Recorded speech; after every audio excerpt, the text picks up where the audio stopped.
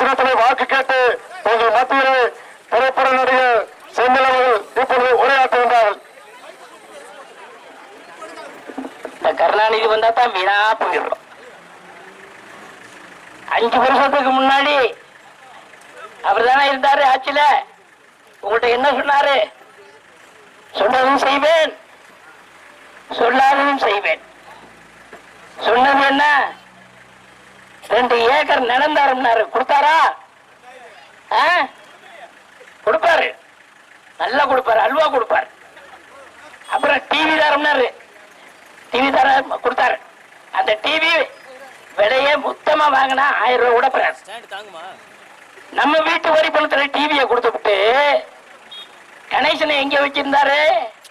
அவர் parent இருந்துச்சு. அப்ப பேரண்ட நம்ம டிவில அந்த செய்த பூரா வயிறை சொல்லிவிட்டான்.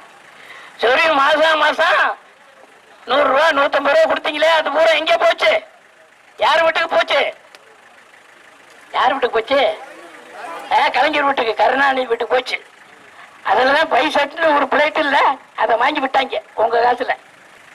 அதாவது எப்பவுமே அவங்க வீட்டுக்காக தான் செய்வார், ஒழிய மக்களுக்காக எதுக்கும் செய்ய மாட்டாங்க.